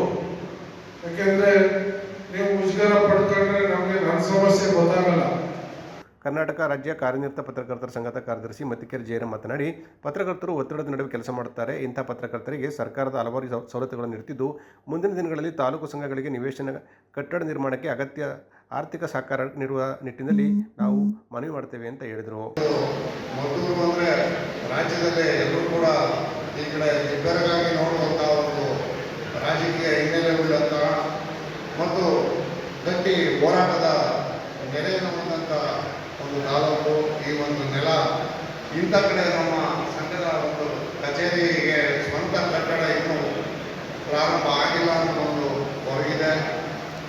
ಈ ಕೊರಗನ್ನು ನೀಗಿಸುವ ನಿಟ್ಟಿನಲ್ಲಿ ನಮ್ಮ ನೂತನ ಅಧ್ಯಕ್ಷರಾದಂಥ ಚಕ್ರಪಾಣಿ ಅವರ ತಂಡದ ಎಲ್ಲ ಪದಾಧಿಕಾರಿಗಳಾದಂಥ ವೆಂಕಟೇಶ್, ಹರೀಶ್, ಸ್ವಾಮಿ ಮತ್ತು ಮಧು ಇವರು ಎಲ್ಲರೂ ಸಹಕಾರದೊಂದಿಗೆ ಶೀಘ್ರದಲ್ಲೇ ಶಾಸಕರು ಮತ್ತು ಸಂಸದೀಯ ಎಲ್ಲ ಜನಪ್ರತಿನಿಧಿಗಳ ಸಹಕಾರವನ್ನು ಪಡ್ಕೊಂಡು ಶೀಘ್ರದಲ್ಲಿ ಶಂಕುಸ್ಥಾಪನೆಯನ್ನು ನೆರವೇರಿಸಿ ಏನು ಮದ್ದೂರು ತಾಲೂಕಿನಲ್ಲಿ ಪತ್ರಕರ್ತರ ಸಂಘಕ್ಕೆ ಸ್ವಂತ ಕಟ್ಟಡ ಇಲ್ಲ ಅನ್ನೋ ಹೊರಗಿದೆ ಅದನ್ನು ನೀಗಿಸಲಿ. ಯಾಕೆಂದರೆ ಕಾರ್ಯಕ್ರಮದಲ್ಲಿ ಜಿಲ್ಲಾ ಸಂಘದ ನಿರ್ದೇಶಕರಾದ ಶಿವನಂಜಯ್ಯ, ಕಾರ್ಯನಿರತ ಸಂಘದ ಅಧ್ಯಕ್ಷರಾದ ನವೀನ್ ಕುಮಾರ್, ನಿಕಟಪುರ ಅಧ್ಯಕ್ಷರಾದ ಎಸ್ ಪುಟ್ಟಸ್ವಾಮಿ, ನಿಯೋಜಿತ ಅಧ್ಯಕ್ಷರಾದ ಎಂ ಚಕ್ರಪಾಣಿ ಹಾಗೂ ಇನ್ನಿತರ ಪದಾಧಿಕಾರಿಗಳು ಕಾರ್ಯಕ್ರಮದಲ್ಲಿ ಹಾಜರಿದ್ದರು. ಗ್ರಾಮಾಡಳಿತ ಅಧಿಕಾರಿಗಳಿಗೆ ಮೂಲಭೂತ ಸೌಲಭ್ಯಗಳು ಮತ್ತು ಸೇವಾ ಸೌಲಭ್ಯಗಳನ್ನು ಒದಗಿಸುವಂತೆ ಒತ್ತಾಯಿಸಿ ಮಂಡ್ಯದ ತಾಲೂಕು ಕಚೇರಿ ಆವರಣದಲ್ಲಿ ಗ್ರಾಮಾಡಳಿತ ಅಧಿಕಾರಿಗಳು ಕಪ್ಪು ಪಟ್ಟಿ ಧರಿಸಿ ನಡೆಸಿರುವ ಹೋರಾಟ 3ನೇ ದಿನವೂ ಮುಂದುವರೆದಿದೆ. ಗ್ರಾಮ ಆಡಳಿತ ಅಧಿಕಾರಿಗಳಿಗೆ ಮೂಲಭೂತ ಸೌಲಭ್ಯಗಳು ಮತ್ತು ಸೇವಾ ಸೌಲಭ್ಯಗಳನ್ನು ಒದಗಿಸುವಂತೆ ಒತ್ತಾಯಿಸಿ ಮಂಡ್ಯದಲ್ಲಿ ಗ್ರಾಮ ಆಡಳಿತ ಅಧಿಕಾರಿಗಳು ಕಪ್ಪು ಪಟ್ಟಿ ಧರಿಸುವ ಮೂಲಕ ಅನಿರ್ದಿಷ್ಟ ಪ್ರತಿಭಟನೆ ಮಂಡ್ಯ ನಗರದ ತಾಲೂಕು ಕಚೇರಿ ಆವರಣದಲ್ಲಿ 3ನೇ ದಿನವೂ ಮುಂದುವರೆದಿದೆ. ಕೇಂದ್ರ ಸಂಘದ ವತಿಯಿಂದ ಗ್ರಾಮ ಆಡಳಿತ ಅಧಿಕಾರಿಗಳ 2ನೇ ಹಂತದ ಅನಿರ್ದಿಷ್ಟ ಮುಷ್ಕರ 3ನೇ ದಿನವೂ ಮುಂದುವರೆದಿದ್ದು, ಪ್ರಗತಿಪರ ಸಂಘಟನೆ ಮತ್ತು ದಲಿತ ಸಂಘರ್ಷ ಸಮಿತಿ ಬೆಂಬಲ ಸೂಚಿಸಿತು. ಬಡ ಜನರ ಪರವಾಗಿ ಹಳ್ಳಿಗೆ ಹೋಗಿ ಕೆಲಸ ಮಾಡ್ತಕ್ಕಂಥದ್ದು ಭಾಳ ಉತ್ತಮವಾದಂಥ ಕೆಲಸ. ಅವರ ಏನು ಮೌಲ್ಯಯುತವಾದಂಥ ಬೇಡಿಕೆಗಳಿದ್ದಾವೆ, ಈ ಬೇಡಿಕೆಗಳನ್ನು ಸರ್ಕಾರ ತತ್ಕ್ಷಣದಲ್ಲಿ ಈಡೇರಿಸ್ತಿಲ್ಲ ಅಂತ ಹೇಳಿದ್ರೆ ಸಂಘಟನೆಗಳು ಇವರ ಪರವಾಗಿ ನಿಂತು ಉಗ್ರವಾದಂಥ ಚಳವಳಿಗಳನ್ನು ಮಾಡಲಿಕ್ಕೆ ಘೋಷಣೆ ಮಾಡಬೇಕಾಗ್ತದೆ. ಗ್ರಾಮ ಆಡಳಿತ ಅಧಿಕಾರಿಗಳ ಕೇಂದ್ರ ಸಂಘದ ಜಿಲ್ಲಾ ಪ್ರಧಾನ ಕಾರ್ಯದರ್ಶಿ ಗುಣಶೇಖರ್ ಮಾತನಾಡಿ, ಗ್ರಾಮಗಳಲ್ಲಿ ಕಚೇರಿ ವ್ಯವಸ್ಥೆ ಜೊತೆ ಕೆಲಸದ ಒತ್ತಡ ಸಹ ಅಧಿಕವಾಗಿದ್ದು, ಸರ್ಕಾರ ಇದನ್ನು ಗಮನಿಸಿ ಬೇಡಿಕೆಗಳನ್ನು ಈಡೇರಿಸಬೇಕು ಅಂತ ಒತ್ತಾಯಿಸಿದರು. ಕಳೆದ 4 ತಿಂಗಳ ಹಿಂದೆ ನಮ್ಮ ಕಂದಾಯ ಇಲಾಖೆಯ ಗ್ರಾಮಾಡಳಿತಾಧಿಕಾರಿಗಳ ಬೇಡಿಕೆಗಳನ್ನು ಸರ್ಕಾರಕ್ಕೆ ನಾವು ಸಲ್ಲಿಸಿದ್ವು. ಕೇವಲ 2-3 ಬೇಡಿಕೆಗಳನ್ನು ಮಾತ್ರ ಈಡೇರಿಸಿ ಅಗತ್ಯವಾದಂಥ ಪ್ರಮುಖವಾದಂಥ ಬೇಡಿಕೆಗಳನ್ನು ಇದುವರೆಗೂ ಸರ್ಕಾರ ಈಡೇರಿಸಿಲ್ಲ. ಆ ನಿಟ್ಟಿನಲ್ಲಿ ಕರ್ನಾಟಕ ಸರ್ಕಾರದ ಬೇಡಿಕೆಗಳನ್ನು ಈಡೇರಿಸಬೇಕು ಅಂತೇಳಿ ನಮ್ಮ ಗ್ರಾಮಾಡಳಿತಾಧಿಕಾರಿಗಳ ಸಂಘ 2ನೇ ಹಂತದ ಮುಷ್ಕರವನ್ನು ಕಳೆದ 3 ದಿನಗಳಿಂದ ಹಮ್ಮಿಕೊಂಡಿದೆ. ಇವತ್ತು 3ನೇ ದಿನ ಮುಷ್ಕರವನ್ನು ನಾವು ಕೈಗೊಂಡಿದ್ದೇವೆ. ಪ್ರತಿಭಟನೆಯಲ್ಲಿ ಗ್ರಾಮ ಆಡಳಿತಾಧಿಕಾರಿಗಳ ಕೇಂದ್ರ ಸಂಘದ ಜಿಲ್ಲಾಧ್ಯಕ್ಷ ಕುಮಾರ್, ಉಪಾಧ್ಯಕ್ಷರಾದ ಸಿದ್ದಪ್ಪ, ಮಧುರಾಣಿ, ಚರಣ್, ಇಂದ್ರಾಣಿ ಸೇರಿದಂತೆ ಅನೇಕರು ಪಾಲ್ಗೊಂಡಿದ್ದರು. SB education trust Mandavya integrated ಪದವಿ ಪೂರ್ವ ಕಾಲೇಜು, ಮಾಂಡವ್ಯ ಆಂಗ್ಲ ಮಾಧ್ಯಮ ಪ್ರೌಢಶಾಲೆ, ನೆಹರು ನಗರ ಇವರ ಆಶ್ರಯದಲ್ಲಿ ಶಾಲಾ ವಾರ್ಷಿಕೋತ್ಸವ ಹಾಗೂ ಸಾಂಸ್ಕೃತಿಕ ಹಬ್ಬದ ಉದ್ಘಾಟನಾ ಸಮಾರಂಭ ಸಂಸ್ಥೆಯ ಆವರಣದಲ್ಲಿ ನಡೆಯಿತು. ಎಸ್ಬಿ ಎಜುಕೇಷನ್ ಟ್ರಸ್ಟ್ನ ಕಾರ್ಯದರ್ಶಿಗಳಾದ ಡಾಕ್ಟರ್ ವೀರ ಶಿವಲಿಂಗರವರು ಕಾರ್ಯಕ್ರಮವನ್ನು ಉದ್ಘಾಟಿಸಿದರು. ನಂತರ ಮಾತನಾಡಿದ ಅವರು, ವಿದ್ಯಾರ್ಥಿಗಳು ಏಕಾಗ್ರತೆಯಿಂದ ಗುರಿ ಸಾಧನೆಯೆಡೆಗೆ ಮನಸ್ಸು ಮಾಡಬೇಕು, ಹೆತ್ತವರಿಗೆ ಮತ್ತು ಗುರುಗಳಿಗೆ ಗೌರವ ತರುವಂಥ ಕೆಲಸ ಮಾಡಬೇಕು, ಆ ಮೂಲಕ ತಮ್ಮ ಭವಿಷ್ಯವನ್ನು ಉನ್ನತೀಕರಿಸಿಕೊಳ್ಳಬೇಕು ಅಂತ ವಿದ್ಯಾರ್ಥಿಗಳಿಗೆ ಸಲಹೆ ನೀಡಿದರು. To impress on the mind, to accustom, to practice, to give instruction, ಹೀಗೆಲ್ಲ ಅನೇಕ ಅರ್ಥಗಳಿದೆ. ಸೊ ಹಾಗೆಯೇ ನಾವು ಆ ಜ್ಞಾನವನ್ನು ನೀಡಬೇಕು, ಮಾರ್ಗದರ್ಶನವನ್ನು ಮಾಡಬೇಕು, ಅದಕ್ಕೆ ಅವ್ರ ಮೇಲೆ ಒಂದು ಪ್ರಭಾವವನ್ನು ಬೀರಿ ಅವರು ಎಲ್ಲಕ್ಕೂ ಹೊಂದಿಕೊಳ್ಳುವಂತಹ ವಾತಾವರಣವನ್ನು ಕಲ್ಪಿಸಬೇಕು. ಅದು ತುಂಬ ಮುಖ್ಯ ಆಗುತ್ತೆ. ಅತ್ಯುನ್ನತ ಶ್ರೇಣಿ ವಿದ್ಯಾರ್ಥಿಗಳಿಗೆ ಪ್ರತಿಭಾ ಪುರಸ್ಕಾರವನ್ನು ಜಿಲ್ಲಾ ಸಂಪನ್ಮೂಲ ವ್ಯಕ್ತಿಗಳಾದ ರಾಹುಲ್ ಹಾಗೂ ವಿವಿಧ ಕ್ರೀಡೆಗಳಲ್ಲಿ ಪಾಲ್ಗೊಂಡು ಬಹುಮಾನ ಪಡೆದ ವಿದ್ಯಾರ್ಥಿಗಳಿಗೆ ಮಾಂಡವ್ಯ ಕಾಲೇಜಿನ ಪ್ರಿನ್ಸಿಪಾಲರಾದ ಚಂದ್ರಶೇಖರ್ ಅವರು ಬಹುಮಾನಗಳನ್ನು ವಿತರಿಸಿದರು. ಸಮಾರಂಭದಲ್ಲಿ ಸಂಸ್ಥೆಯ ಮುಖ್ಯಸ್ಥರಾದ ಡಾಕ್ಟರ್ ಬಿ ಶಿವಲಿಂಗಯ್ಯ, ಎಕ್ಸಲೆನ್ಸ್ ಸ್ಕೂಲ್ನ ಕಾರ್ಯದರ್ಶಿ ಅಬ್ದುಲ್ ಮುನೀರ್, ಎಂ ರವಿ, ಶಿವಕುಮಾರ್, ಮಹದೇವಯ್ಯ, ಎಂ ಅವಿನಾಶ್, ಮೋಹನ್, ರಾಘವೇಂದ್ರ ಸೇರಿದಂತೆ ಇನ್ನಿತರರಿದ್ದರು. ಕಾರ್ಯಕ್ರಮದ ನಂತರ ವಿದ್ಯಾರ್ಥಿಗಳು ನಡೆಸಿಕೊಟ್ಟ ಸಾಂಸ್ಕೃತಿಕ ಕಾರ್ಯಕ್ರಮ ಗಮನ ಸೆಳೆಯಿತು.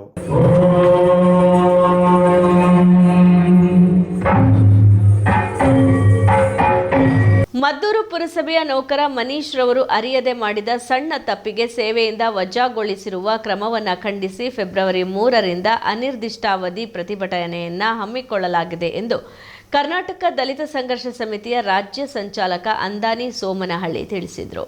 ಸುದ್ದಿಗೋಷ್ಠಿಯಲ್ಲಿ ಮಾತನಾಡಿದ ಅಂದಾನಿ ಸೋಮನಹಳ್ಳಿ ಅವರು, ಮದ್ದೂರು ಶಾಸಕರ ಕಚೇರಿಯನ್ನು ಮೊಬೈಲ್ನಲ್ಲಿ ಚಿತ್ರೀಕರಣ ಮಾಡಿರುವ ಸಂಬಂಧ ದೂರು ದಾಖಲಿಸಿರುವುದಕ್ಕೆ ಪುರಸಭೆ ಆಡಳಿತ ಮಂಡಳಿ ಗುತ್ತಿಗೆದಾರ ಸಂಸ್ಥೆಗೆ ಪತ್ರ ಬರೆದು ಸೇವೆಯಿಂದ ವಜಾ ಮಾಡಿದ್ದು, ಪ್ರಕರಣದ ಸತ್ಯಾಸತ್ಯತೆ ಪರಿಶೀಲಿಸುವಂತೆ ಮನವಿ ಮಾಡಿದರು. ಮದ್ದೂರು ಶಾಸಕರು ಹಾಗೂ ಪುರಸಭೆ ಆಡಳಿತ ಮಂಡಳಿಗೆ ಮನವಿ ಮಾಡಿ ಮನೀಶ್ಗೆ ಮತ್ತೆ ನೌಕರಿ ನೀಡುವಂತೆ ಮನವಿ ಮಾಡಿದ್ದು, ಯಾವುದೇ ರೀತಿಯ ಕ್ರಮ ಕೈಗೊಳ್ಳದ ಕಾರಣ ಪ್ರತಿಭಟನೆ ನಡೆಸುತ್ತಿದ್ದು, ಇನ್ನು ಯಾವುದೇ ಪ್ರತಿಕ್ರಿಯೆ ಇಲ್ಲದ ಕಾರಣ ಮುಂದುವರಿಸಲಾಗಿದೆ ಎಂದರು.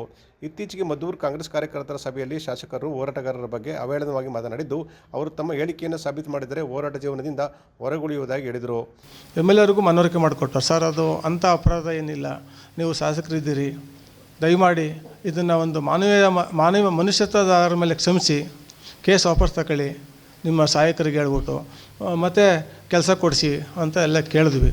3 ದಿವಸ ಟೈಮ್ ಕೇಳಿದ್ರು, 10,000 ಕೊಡಲಿಲ್ಲ, ಕೆಲಸ ಕೊಡೋಕ್ಕಾಗಲ್ಲ ಅಂತ ಮಾಹಿತಿ ರವಾನಿಸಿದ್ರು. ಹಾಗಾಗಿ ನಾವು 3 ತಾರೀಕಿಂದ ಅನಿರ್ದಿಷ್ಟಾವಧಿ ಧರಣಿಯನ್ನು ಹಮ್ಮಿಕೊಂಡಿದ್ದೀವಿ.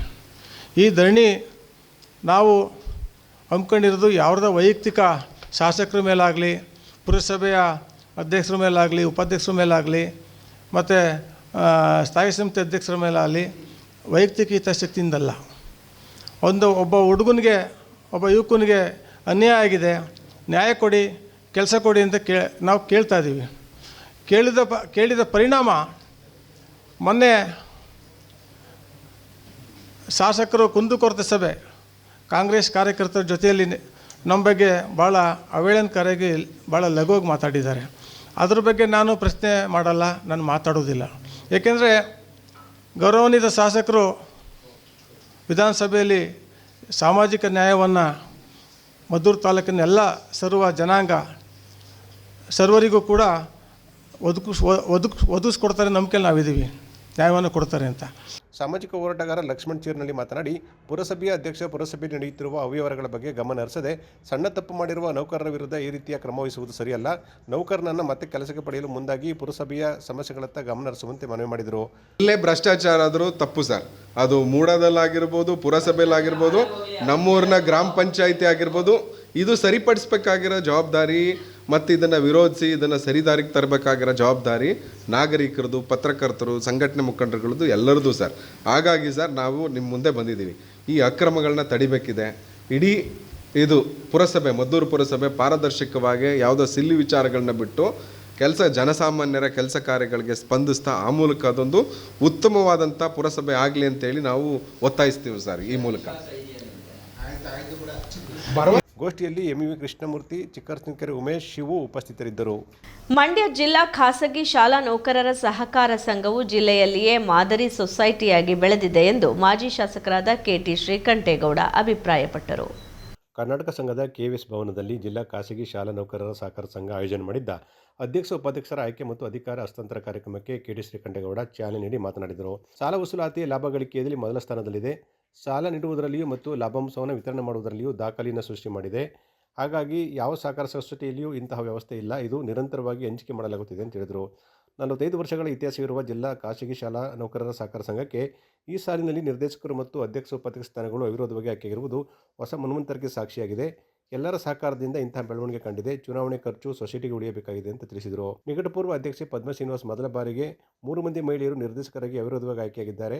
ಎಲ್ಲರ ಸಹಕಾರದಿಂದ ಸಂಘ ಮತ್ತಷ್ಟು ಅಭಿವೃದ್ಧಿ ಕಾಣಲಿ. ಅರ್ಜಿ ಹಾಕಿದ ತಕ್ಷಣವೇ ಸಾಲ ಮಂಜೂರಾಗುತ್ತದೆ. ಎಲ್ಲರೂ ಸಾಲ ಪಡೆದು ಮರುಪಾವತಿಸಿ ಅಂತ ಹೇಳಿದರು. ಇದು ಈ ಪತ್ತಿನ ಸಹಕಾರ ಸಂಘ ಇಡೀ ಜಿಲ್ಲೆಗೆ ಮಾದರಿ ಸಂಘ ಆಗಿದೆ. ಇದು ರಿಕವರಿ ವಸೂಲಾತಿಯಲ್ಲಿ ನಂಬರ್ 1ನಲ್ಲಿದೆ, ಲಾಭದಲ್ಲಿ ನಂಬರ್ 1ನಲ್ಲಿದೆ. ಬಹುಶಃ ಡಿವಿಡೆಂಡ್ ಬಂದ ಲಾಭಾಂಶವನ್ನು ಸದಸ್ಯರು ವಿತರಣೆ ಮಾಡೋದರಲ್ಲಿ ದಾಖಲೆಯನ್ನು ಬರೆದಿದೆ. 19% ಡಿವಿಡೆಂಟು ಯಾವ ಸಂಘದಲ್ಲೂ ಇಲ್ಲ. ಅದು ನಮ್ಮ ಪತ್ತಿನ ಸಹಕಾರ ಸಂಘ ನಿರಂತರ ಮಾಡ್ಕೊಂಡು ಬರ್ತಾ ಇದೆ. ಇವತ್ತು ನಮ್ಮ ರಾಮಲಿಂಗಣ್ಣ ಮತ್ತು ಉಪಾಧ್ಯಕ್ಷರಾದ ಇಬ್ಬರು ಒಂದೇ ಹೆಸರು ನೋಡಿ ಎಂತ ಕಾಗ್ತಾಳಿಯ. ಯಾಕಂದರೆ ಇಡೀ ಚುನಾವಣೆ ಅದು ನಿರ್ದೇಶಕರಿಂದ ಹಿಡಿದು ಅಧ್ಯಕ್ಷರವರೆಗೆ ಎಲ್ಲವೂ ಅವಿರೋಧವಾಗಿ ಆಯ್ಕೆಯಾಗಿರ್ತಕ್ಕಂಥದ್ದು. ಅದು ಇವತ್ತಿನ ಈ ಪೈಪೋಟಿಯ ಸಂದರ್ಭದಲ್ಲಿ ಸನ್ನಿವೇಶದಲ್ಲಿ ನಾವೆಲ್ಲ ಹೆಮ್ಮೆ ಪಡುವಂಥ ವಿಚಾರ ಅಂತೇಳಿ ಹೇಳ್ತಾ, ನೂತನ ಅಧ್ಯಕ್ಷರು ಉಪಾಧ್ಯಕ್ಷರು ಚೆನ್ನಾಗಿ ಕೆಲಸ ಮಾಡಿ, ಎಲ್ಲ ಹೊಸ ನಿರ್ದೇಶಕರು ಚೆನ್ನಾಗಿ ಕೆಲಸ ಮಾಡಿ, ನಿಮಗೆ ಈ ಸಂಘ ಗೌರವ ಮತ್ತು ಯಶಸ್ಸನ್ನು ಎಲ್ಲ ರೀತಿಯಲ್ಲಿ ತಂದುಕೊಡಲಿ ಅಂತೇಳಿ ನಾನು ಹಾರೈಸ್ತಾ ನನ್ನ ಮಾತುಗಳನ್ನು ಮುಗಿಸ್ತೀನಿ. ನೂತನ ಅಧ್ಯಕ್ಷ ವೈದ್ಯ ರಾಮಲಿಂಗೇಗೌಡ ಮಾತನಾಡಿ, ನಾನು ಹಿಂದೆ ಈ ತಂಡದೊಂದಿಗೆ ಹೋರಾಟ ಮಾಡಿ ಇಬ್ಬರು ಗೆದ್ದಿದ್ದೆವು. ತಂಡಕ್ಕೆ ನಮ್ಮನ್ನು ಸೇರಿಸಿಕೊಂಡರು. ಎಲ್ಲರ ಸಹಕಾರದಿಂದ ಉತ್ತಮ ಸೊಸೈಟಿ ಬೆಳವಣಿಗೆ ಕಂಡಿದೆ ಅಂತ ತಿಳಿಸಿದರು. ಇದೇ ಸಂದರ್ಭದಲ್ಲಿ ಅವಿರೋಧವಾಗಿ ಆಯ್ಕೆಯಾದ ಆಡಳಿತ ಮಂಡಳಿ ನಿರ್ದೇಶಕರು ಮತ್ತು ಅಧ್ಯಕ್ಷ ಉಪಾಧ್ಯಕ್ಷರನ್ನು ಆತ್ಮೀಯವಾಗಿ ಸನ್ಮಾನಿಸಲಾಯಿತು. ಕಾರ್ಯಕ್ರಮದಲ್ಲಿ ಶ್ರೀ ರಾಮಲಿಂಗಯ್ಯ, ಚಂದ್ರು, ಯೋಗೇಶ್, ರವಿ, ಸುಧನ್, ಶೇಖರ್, ಶಿವಶಂಕರ್, ಕೃಷ್ಣ ಸೇರಿದಂತೆ ಅನೇಕರು ಪಾಲ್ಗೊಂಡಿದ್ದರು. ದಕ್ಷಿಣ ಭಾರತದ ಕುಂಭಮೇಳವೆಂದೇ ಪ್ರಸಿದ್ಧಿ ಪಡೆದಿರುವ ಟಿ ನರಸೀಪುರದ ಕಾವೇರಿ ಕಪಿಲ ಸ್ಫಟಿಕ ನದಿಯ ಸಂಗಮದಲ್ಲಿ ಉಪಮುಖ್ಯಮಂತ್ರಿ ಡಿಕೆ ಶಿವಕುಮಾರ್ ಜೊತೆ ಮಂಡ್ಯ ಶಾಸಕ ರವಿಕುಮಾರಗೌಡ ಗಣಿಗ ಪುಣ್ಯ ಸ್ನಾನ ಮಾಡಿ ದೇವರ ಕೃಪೆಗೆ ಪಾತ್ರರಾದರು. ಟಿ ನರಸೀಪುರದ ಕಾವೇರಿ ನದಿಯ ಸಂಗಮದಲ್ಲಿ ಉಪಮುಖ್ಯಮಂತ್ರಿ ಡಿಕೆ ಶಿವಕುಮಾರ್ ಪುಣ್ಯ ಸ್ನಾನ ಮಾಡಿದರು. ಇವರ ಜೊತೆಗೆ ಮಂಡ್ಯ ಕ್ಷೇತ್ರದ ಶಾಸಕರಾದ ರವಿಕುಮಾರ್ ಗೌಡ ಗಣಿಗ ಕೂಡ ಪಾಲ್ಗೊಂಡು ಧನ್ಯತೆ ಮೆರೆದರು. ದಕ್ಷಿಣ ಭಾರತದ ಕುಂಭಮೇಳವೆಂದೇ ಪ್ರಸಿದ್ಧಿ ಪಡೆದಿರುವ ಟಿ ನರಸೀಪುರದ ಕಾವೇರಿ ಕಪಿಲ ಸ್ಫಟಿಕ ನದಿಯ ಸಂಗಮದಲ್ಲಿ ಉಪಮುಖ್ಯಮಂತ್ರಿ ಡಿಕೆ ಶಿವಕುಮಾರ್ ಅವರ ಜೊತೆಯಲ್ಲಿ ಮಂಡ್ಯ ಕ್ಷೇತ್ರದ ಶಾಸಕರಾದ ರವಿಕುಮಾರ್ ಗೌಡ ಗಣಿಗ ಕೂಡ ಪುಣ್ಯ ಸ್ನಾನ ಮಾಡಿ ದೇವರ ಕೃಪೆಗೆ ಪಾತ್ರರಾದರು.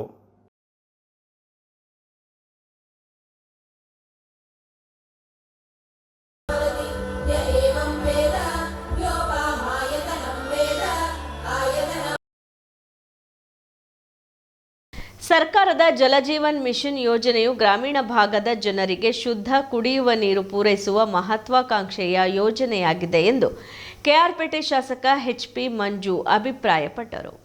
ಕೆಆರ್ಪೇಟೆ ತಾಲೂಕಿನ ಮೋದೂರು ಗ್ರಾಮದಲ್ಲಿ 85 ಲಕ್ಷ ರೂಪಾಯಿ ಮತ್ತು ಎತ್ತಗೋನಹಳ್ಳಿ ಗ್ರಾಮದಲ್ಲಿ 55 ಲಕ್ಷ ರೂಪಾಯಿಗಳ ವೆಚ್ಚದಲ್ಲಿ ಕೈಗೊಳ್ಳುತ್ತಿರುವ ಜಲಜೀವನ್ ಮಿಷನ್ ಯೋಜನೆಯ ಪೈಪ್ಲೈನ್ ಮತ್ತಿತರ ಕಾಮಗಾರಿಗೆ ಶಾಸಕ ಎಚ್.ಪಿ. ಮಂಜು ಚಾಲನೆ ನೀಡಿದರು.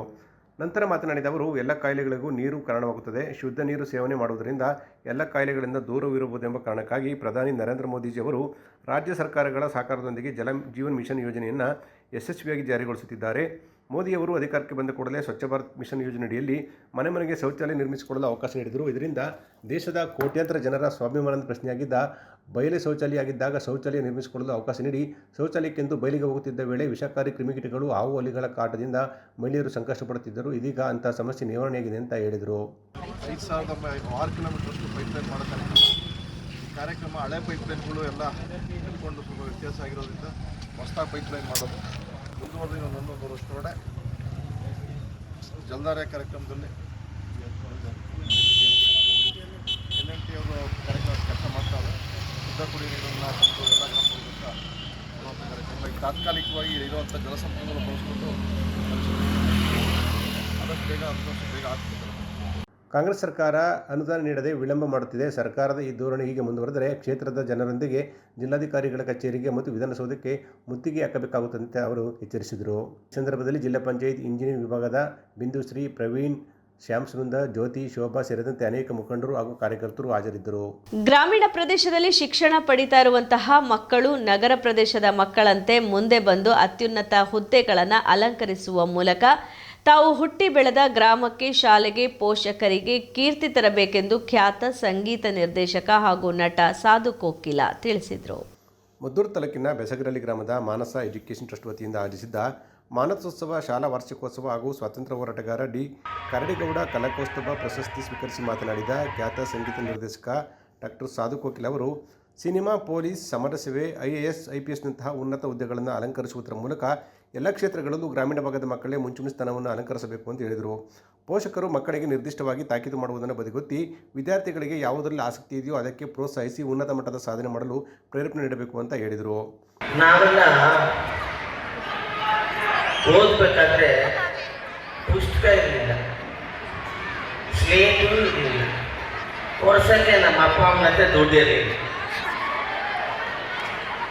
ಈ ಸಿಟಿ ಕಡೆ ಬಿಟ್ಬಿಡಿ, ಸಿಟಿ ಕಡೆ ಸಾಫ್ಟ್ವೇರು ಏನೋ ಕೆಲಸ ಮಾಡ್ತಿರ್ತಾರೆ, ದೊಡ್ಡ ದೊಡ್ಡ ಕಾಲೇಜುಗಳಲ್ಲಿ ದೊಡ್ಡ ದೊಡ್ಡ ಸಿಕ್ಕಾಪಟ್ಟೆ ದುಡ್ಡು ಕೊಟ್ಟಿಲ್ಲ ಮಾಡ್ತಾರೆ. ಆದರೆ ಅಲ್ಲಿ ಬೆಂಗಳೂರಲ್ಲಾಗಲಿ ದೊಡ್ಡ ಸಿಟಿಗಳಲ್ಲಿ ಮಾಡ್ತಾರೆ, ಅವ್ರಿಗೆ ಅರ್ಚಿದೆ. ಆದರೆ ನಾನು ಮಕ್ಕಳಲ್ಲಿ ಏನು ಕೇಳ್ಕೊಡ್ತೀನಿ ಅಂದರೆ, ಈ ಥರ ಒಂದು ಗ್ರಾಮೀಣ ಪ್ರದೇಶದಿಂದ ಮಕ್ಕಳು ಬರಬೇಕು.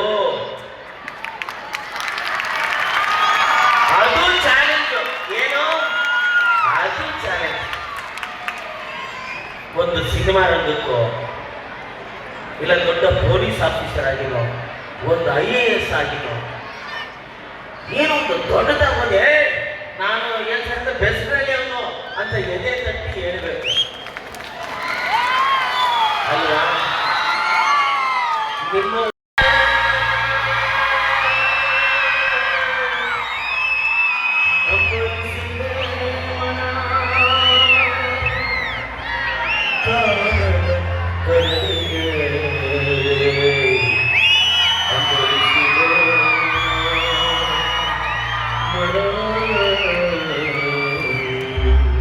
ಕಾರ್ಯಕ್ರಮಕ್ಕೆ ಚಾಲನೆ ನೀಡಿ ಮಾತನಾಡಿದ ಶಾಸಕ ಕೆ. ಮುದೈ, ಮಾನಸ ಸಮೂಹ ಶಿಕ್ಷಣ ಸಂಸ್ಥೆ ಗ್ರಾಮೀಣ ಭಾಗದ ಮಕ್ಕಳಿಗೆ ಗುಣಮಟ್ಟದ ಶಿಕ್ಷಣ ನೀಡುತ್ತಿದೆ ಅಂತ ಪ್ರಶಂಸೆ ವ್ಯಕ್ತಪಡಿಸಿದರು.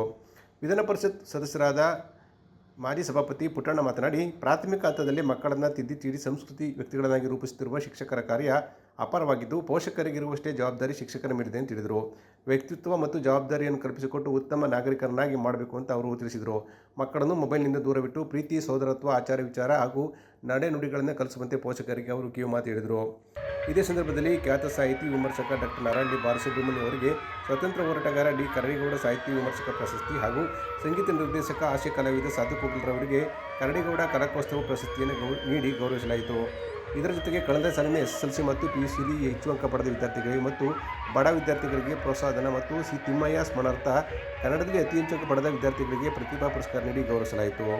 ಸಮಾರಂಭದಲ್ಲಿ ಶಾಸಕ ಕೆ. ವಿವೇಕಾನಂದ, ಬಸವರಾಜು, VK ಜಗದೀಶ್, ನಾಗರಾಜು, ಸನತ್ ಕುಮಾರ್, ನಿಂಗರಾಜು, ಪ್ರವೀಣ್ ಕುಮಾರ್, ಮಮತಾ, ಕಲಾವತಿ, ಪಲ್ಲವಿ ಸೇರಿದಂತೆ ಇನ್ನಿತರರಿದ್ದರು. ಕಾರ್ಯಕ್ರಮದ ಅಂಗವಾಗಿ ನಡೆದ ಸಾಂಸ್ಕೃತಿಕ ಕಾರ್ಯಕ್ರಮಗಳು ನೋಡುಗರ ಗಮನವನ್ನು ಸೆಳೆದವು.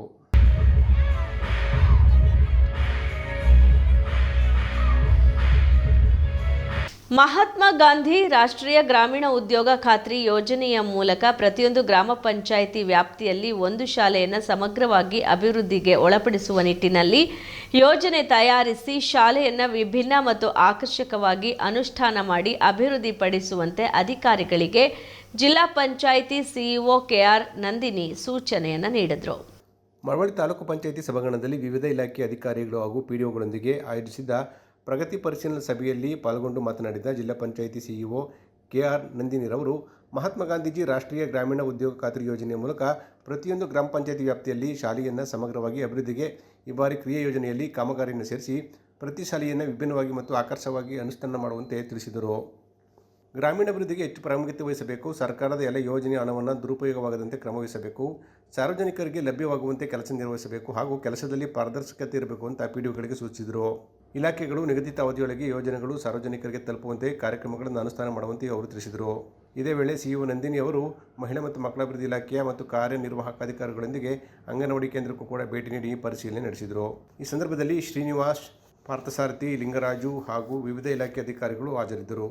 ಸ್ವಾಭಿಮಾನಿ ಸ್ವಾವಲಂಬಿ ನವ ಕರ್ನಾಟಕ ನಿರ್ಮಾಣಕ್ಕಾಗಿ ಜನತಾ ಪ್ರಣಾಳಿಕೆಯ ಬಿಡುಗಡೆ ಕಾರ್ಯಕ್ರಮವನ್ನು ಫೆಬ್ರವರಿ 14ರಂದು ಬೆಳಗ್ಗೆ 11 ಗಂಟೆಗೆ ಜಿಲ್ಲಾ ಕಾರ್ಯನಿರತ ಪತ್ರಕರ್ತರ ಸಂಘದ ಸಭಾಂಗಣದಲ್ಲಿ ಹಮ್ಮಿಕೊಳ್ಳಲಾಗಿದೆ ಎಂದು ಅಖಿಲ ಭಾರತ ಬಹುಜನ ಸಮಾಜ ಪಾರ್ಟಿಯ ಜಿಲ್ಲಾಧ್ಯಕ್ಷರಾದ ಅನಿಲ್ ಕುಮಾರ್ ತಿಳಿಸಿದರು.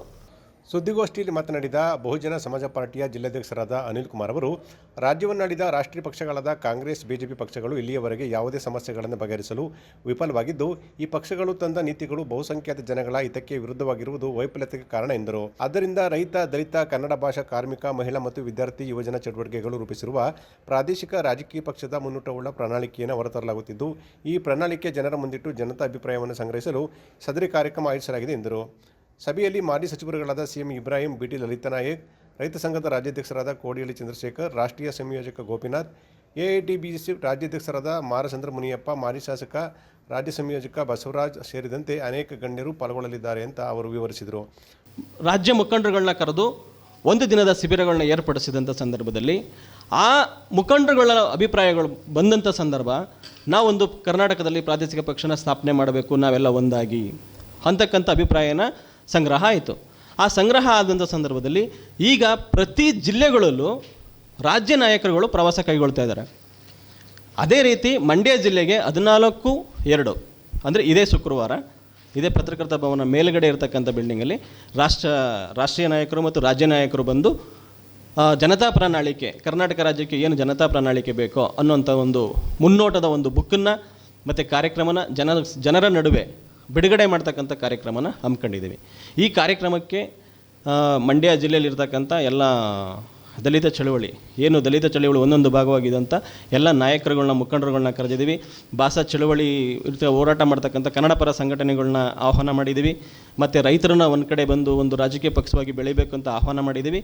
ಇವರೆಲ್ಲ ಒಂದು ಕಡೆ ಸೇರಿ ಆ ಜನತಾ ಪ್ರಣಾಳಿಕೆಗಳನ್ನು ಜನತೆ ಮುಂದೆ ಇಟ್ಟು ಆ ಜನತಾ ಅಭಿಪ್ರಾಯಗಳನ್ನ ಸಂಗ್ರಹಿಸ್ತಕ್ಕಂಥ ಕೆಲಸ ಕಾರ್ಯಗಳನ್ನ 14ನೇ ತಾರೀಕು ಮಾಡ್ತಾಯಿದ್ದೀವಿ. ಆ ಕಾರ್ಯಕ್ರಮಕ್ಕೆ ಸಿಎಂ ಇಬ್ರಾಹಿಂ, ಮಾಜಿ ಸಚಿವರು ಭಾರತ ಸರ್ಕಾರದ್ದು, ಮತ್ತು ಶ್ರೀಮತಿ ಬಿಟಿ ಲಲಿತಾ ನಾಯಕ್, ಕರ್ನಾಟಕ ಸರ್ಕಾರದ ಕೋಡಿಹಳ್ಳಿ ಚಂದ್ರಶೇಖರ್ ಅವರು ರಾಜ್ಯಾಧ್ಯಕ್ಷರು, ಇವರೆಲ್ಲ ಮತ್ತು ಇನ್ನೂ ಅನೇಕ ಇತರ ರಾಜ್ಯದ ಚಳುವಳಿ ಇರತಕ್ಕಂಥ ಎಲ್ಲ ರಾಜ್ಯ ಅಧ್ಯಕ್ಷರುಗಳ ಸಮ್ಮುಖದಲ್ಲಿ 14ನೇ ತಾರೀಕು ಮಂಡ್ಯದಲ್ಲಿ ಕಾರ್ಯಕ್ರಮನ ರೂಪಿಸ್ತಾ ಇದ್ದೀವಿ. ಈ ಗೋಷ್ಠಿಯಲ್ಲಿ ಆನಂದ್ ಹಾಗೂ ಮುತ್ತುರಾಜು ಉಪಸ್ಥಿತರಿದ್ದರು. ಕೊನೆಯಲ್ಲಿ ಮತ್ತೊಮ್ಮೆ ಹೆಡ್ಲೈನ್ಸ್. ರಸಗೊಬ್ಬರ ದರ ಹೆಚ್ಚಳಕ್ಕೆ ವ್ಯಾಪಕ ಖಂಡನೆ. ಮೈಕ್ರೋ ಫೈನಾನ್ಸ್ ಸುಗ್ರೀವಾಜ್ಞೆಗೆ ರಾಜ್ಯಪಾಲರ ನಿರಾಕರಣೆಗೆ ವಿರೋಧ. ಪಾಂಡವಪುರದಲ್ಲಿ ರೈತ ಸಂಘದಿಂದ ಪ್ರತಿಭಟನೆ. ಮಂಡ್ಯ ವಿಶ್ವವಿದ್ಯಾಲಯ ಮೈಸೂರು ವಿವಿಯೊಂದಿಗೆ ಮತ್ತೆ ವಿಲೀನ ನಿರ್ಧಾರ. ಕೂಡಲೇ ಕೈಬಿಡಲು ತಾಕೀತು. ತಪ್ಪಿದರೆ ಹೋರಾಟದ ಎಚ್ಚರಿಕೆ ನೀಡಿದ ಜಯಪ್ರಕಾಶ್ ಗೌಡ.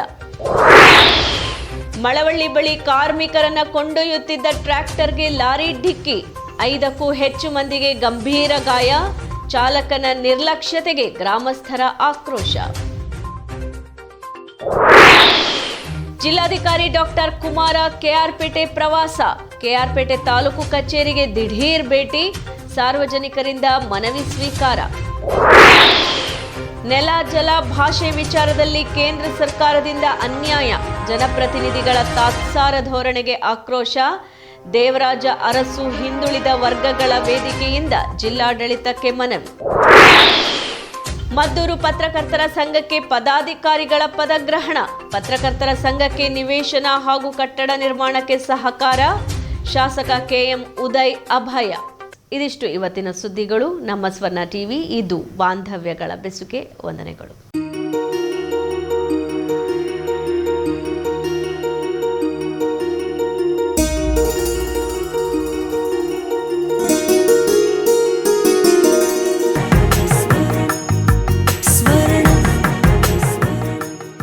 ಸ್ವರ್ಣ, ಇದು ಬಾಂಧವ್ಯಗಳ ಬೆಸುಗೆ.